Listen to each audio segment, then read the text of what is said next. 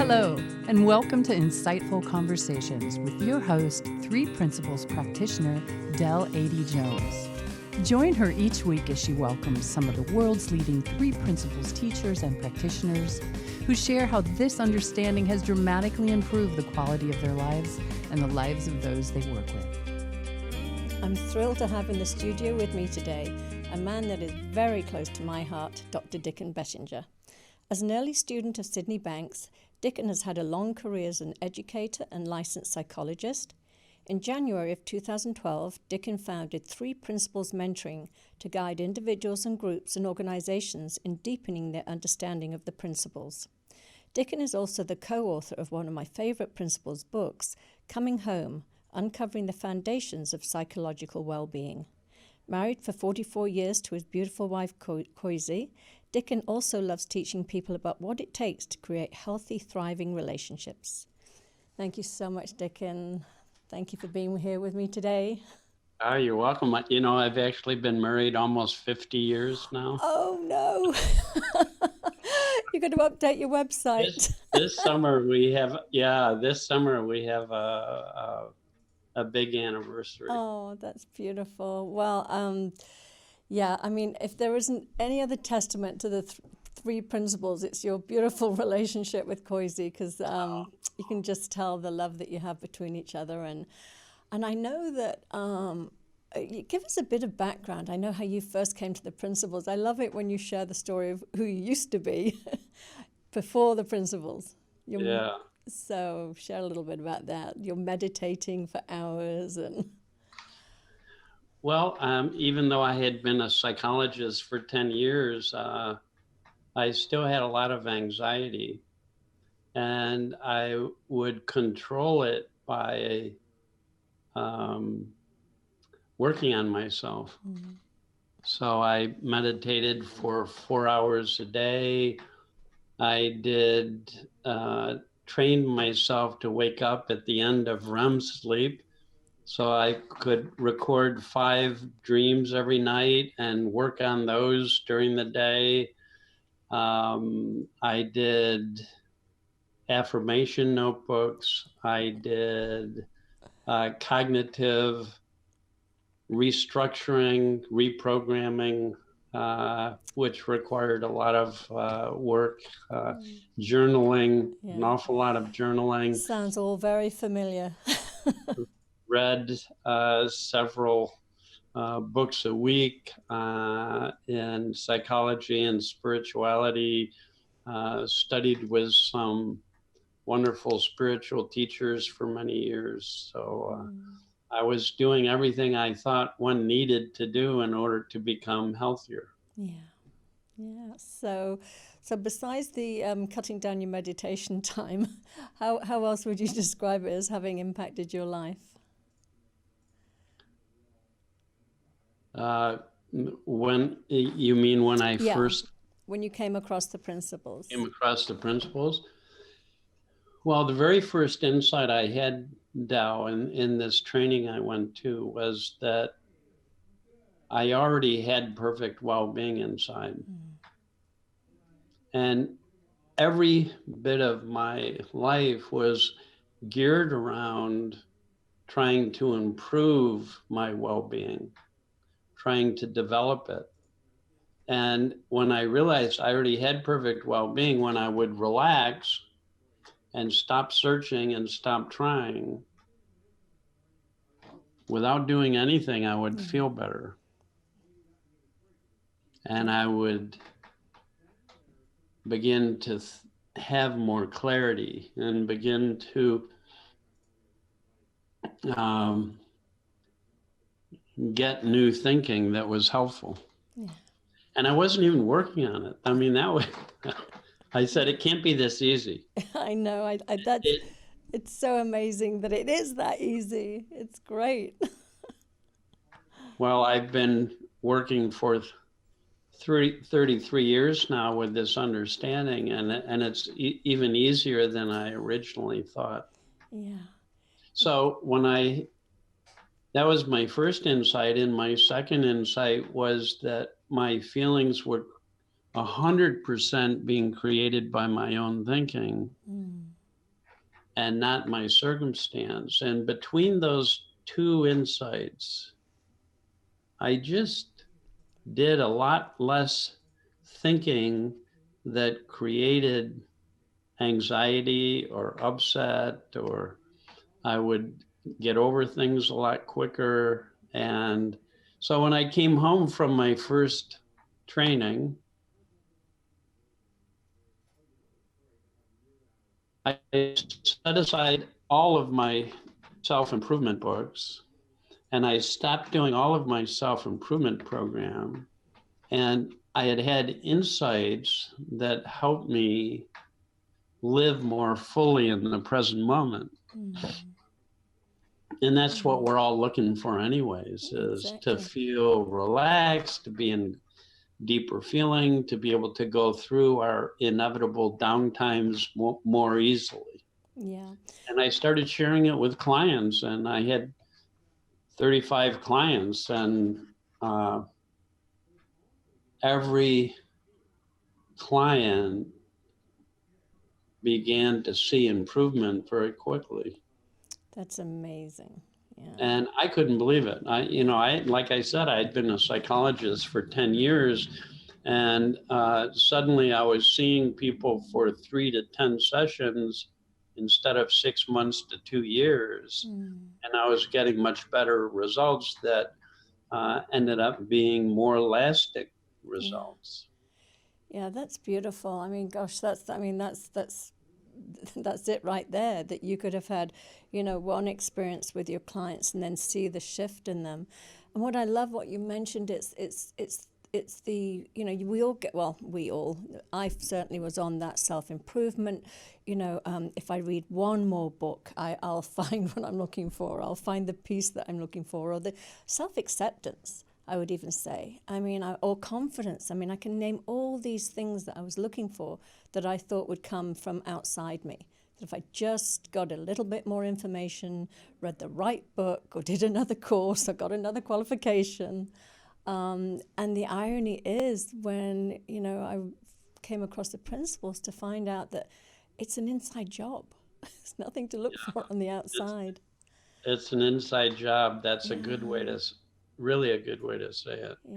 Is that what we used to believe in psychology is that there were lots and lots of causes for our experience or for our feelings. And you can even see this if you ask people what they're feeling and where they think those feelings are coming from. Most often, people will point towards something in the outside world that they think is causing them to have those feelings. Yeah, it's proof. I was in therapy for 30 years, and I won't knock it. It was actually, I think it helped me take me to a functioning level where I was not functioning very well as a young adult. But since I came across the principles, I just haven't felt the need to go back to therapy, because I just know that all I'm going to be doing there is just sharing my thinking. So what's the point? And my life has just opened up in ways that I never, ever would have imagined that I could possibly go in the directions I go now. So it really, truly is amazing. And what you also, I wanted to share, or did share with you earlier, is that the book you co-wrote with Natasha Swerdloff, Coming Home, is one of my favorite books to give to potential clients that are curious about the principles and want to know a little bit more about it. And there's so many quotes of Sid's in there, so it really sticks to the roots of what we're talking about. But at the same time, you bring it into a language that I think is so accessible for so many people that are searching for, an improved experience in their life, whatever it is. They think they want things to make them happy, but they're really just looking for happiness, peace of mind, contentment. So can you talk a bit about how that book came into being and what that experience is? I think it probably started because I had 2 kids that if I didn't talk in a way that was incredibly simple, they wouldn't listen, and it wouldn't make sense. And I also found that the truth about life is very simple. I do seminars all over the world, Del, and no matter where I go, what culture I go into, if I say to people, everyone thinks, and everyone has a mind that is capable of a deeper intelligence, and everybody can become aware of the fact that they think and how that creates our experience, and everyone can become aware of their own capacity for accessing this deeper intelligence and getting feelings that uplift and thinking that is creatively helpful, common sense. Yeah. Right. So I love, finally, there are principles in psychology that are fundamentally true for every human being on this planet. And we've never had that in psychology before. Yeah. So there's a simplicity built into this that helps people very quickly have a better understanding, not only of their own psychology, but of their spouse and their kids and their friends and their clients and the people at work. And because we all work the same way. Yeah. Our minds work exactly the same way based on these fundamental principles. I love that because it's as much as we see the commonality, what I also got from it was these separate realities. So I really have so much more respect now that, now that I know there isn't a real out there, that, the way I see it is the right way of seeing the real world. It's just given me this sort of like a very gentle acceptance that, we're all living in our own thought-created bubble. And it's okay that somebody else sees life differently from me. There is no right and wrong. But at the same time, as you say, just understanding that we are all the same. We're all doing the same thing. We're all, living in the feeling of our thinking, whatever it is at that moment. I've just seen a picture flash up with you in a helmet, and I don't know whether you're ziplining or what. Yeah, I was ziplining with my wife just a couple of months ago in Costa Rica. I went there to do a training because our book came out in Spanish, and Natasha and I were invited to Costa Rica to do a training, and we had people from 6 different Spanish-speaking countries there. Wow, that must have been amazing. But we had a chance to go ziplining, which was delightful. Yeah. Well, when I saw that picture, it reminded me of a metaphor that you shared at one of your last, Beautiful Feeling, Silent Mind, Beautiful Feeling retreat with Natasha and Michael. And you were telling the story, and I love this. It really, I shared it again, of when you were talking about the river rafting.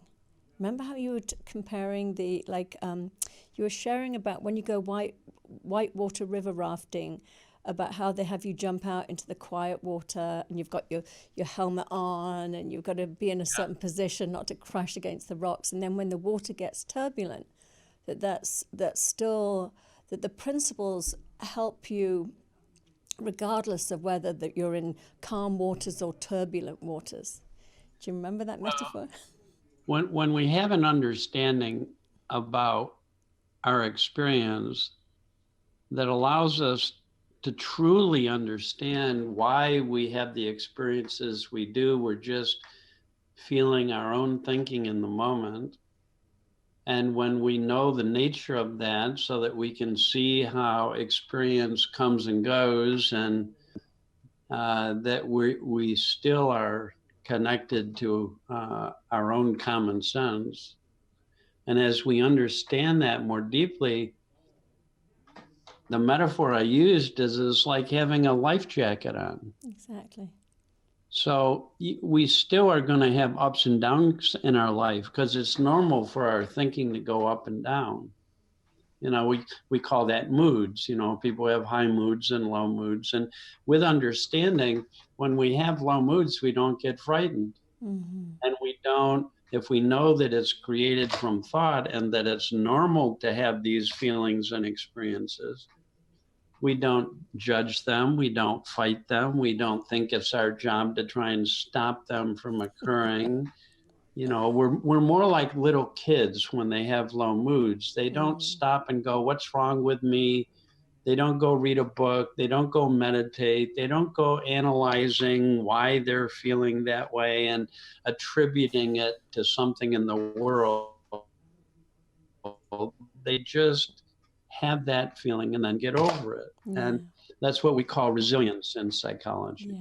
And it's nice to know that all of us have resilience built into us. And with understanding, we go through our inevitable ups and downs more gracefully, and we're not as frightened by any of these feelings. We don't take them so personally.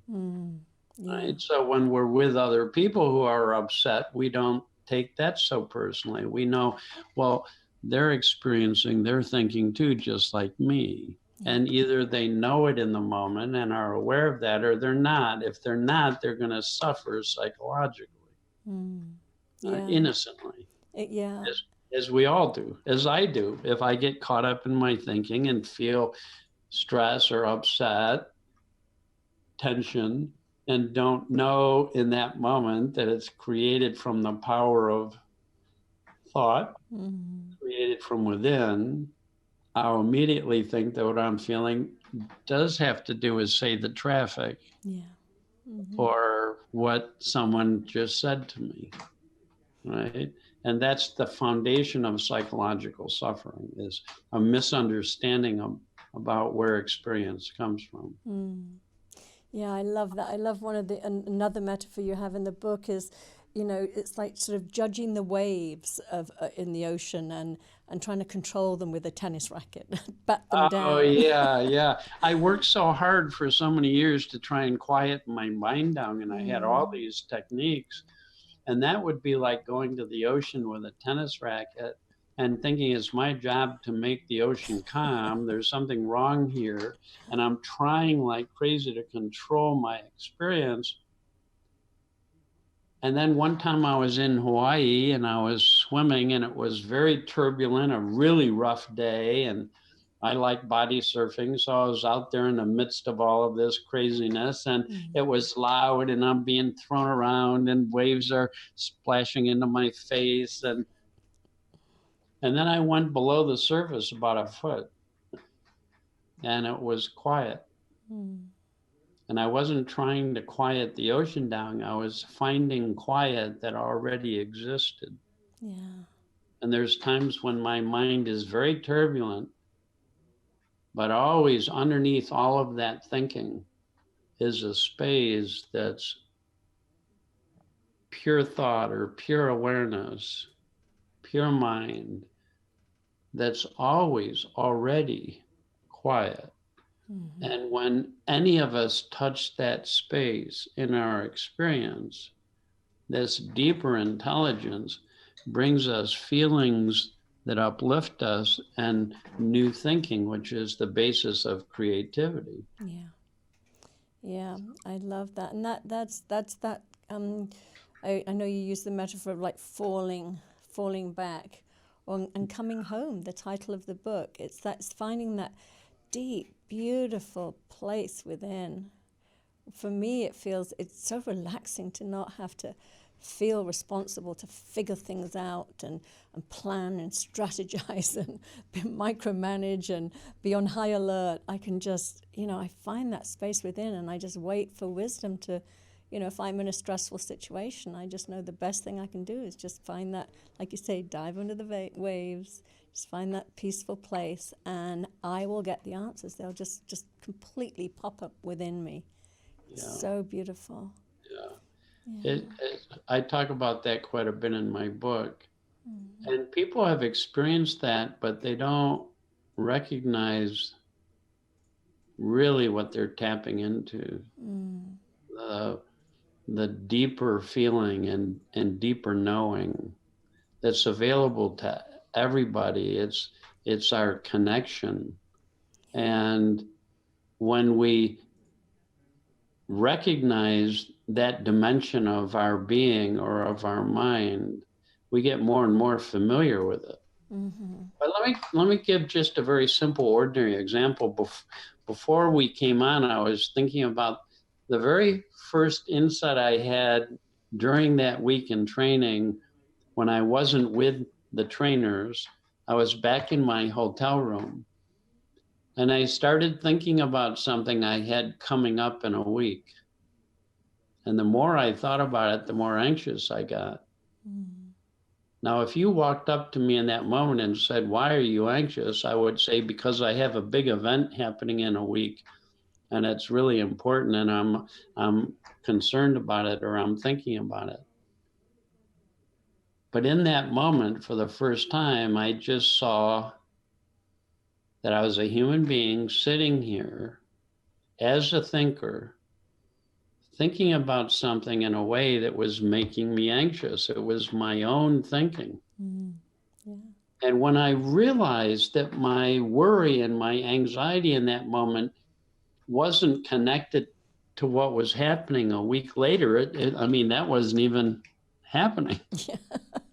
That it was just my own thinking. What happened in that moment was I fell back from that thinking, or I just stopped thinking about what was going to happen. I stopped thinking about it in a way that was creating anxiety. Mm. And right away, it was like in the ocean, my mind got quieter because I wasn't caught up in the content of my thinking in that moment. Yeah. Right. It's And I went out of the turbulence of thinking that was creating anxiety into a quieter water, mm. into a quieter space. That in my book, I start talking about that space that's inside everybody beneath the noise and chatter of our personal thinking. I start calling that space home. Mm-hmm. Yeah. And it's home because when anybody I've ever seen touches that space, they feel more comfortable. They feel more at ease. They have more peace of mind. Mm. They begin to feel more connected to life in a positive way. Yeah. Right? It's the doorway. Some people call that our soul. Mm-hmm. It's the And doorway to this deeper intelligence breaking through into human consciousness with something new and fresh. mm. It's so beautiful. And like you said, the more that you recognize when you're there, the easier it is that you just find yourself there. It's Yes. just it, and it's not somewhere you go and seek or try and find or work at. It's sort of seductive in a way. It's like, oh yeah, I just want to get back there. It feels Yeah, so it good. feels good. And Mm. to know that that's our nature Yeah, yeah. and that that's inside of everyone Mm. and that none of us can think our way into that quiet or into that space. No one can. Mm-hmm. No one can analyze our way into it. It's very interesting to me. You see little kids in low mood, they rarely, if ever, analyze anything. They're not trying to figure out anything while they're in a low mood.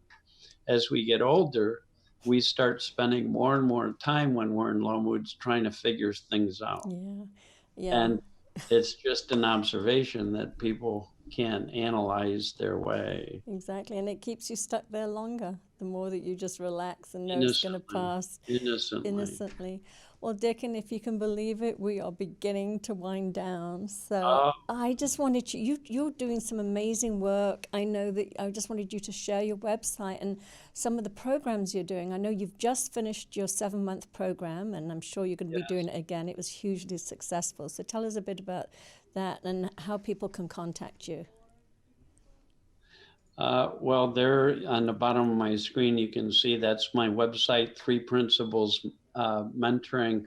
And you can see where I'm offering, I do a lot of seminars, uh, both in the United States and all over Europe. I know you're going to London in June for the conference. I'll be in London. There's a conference that has 1,000 people and people from 24 countries, and they're all interested in this topic. It's really spreading through Europe quickly. Yes, very, very. Well, I'll be there for that. And I know you also have, encouraging everybody to go and check out your website, because I know that while you're over in Europe, you've got some other programs that you're offering. So I have four or five other programs I'm going to offer. You mentioned earlier Michael Neo. Michael Neo and I are doing a day after London. I just heard from him that 200 people have signed up for that already. I'm one of for them. the day that we do after the conference. Yeah, I'll be there. I already signed up. I was there last year. It was lovely. So. Oh, I'm so glad you can make it. Yeah. That'll be great, Del. Absolutely. Well, again, thank you so much. It's been such a pleasure. I'm sorry it's so short. I would love to have you back on, because your nickname is the Love Man. So, so I would love. I mean, and it's just it really is. As you say, when we touch that place within, for me, I just feel sort of enveloped in love. It's a beautiful space to be in. So thank you again. And you're welcome. I will see you welcome. soon. It's been a delight, Del. Thank you. Thank you.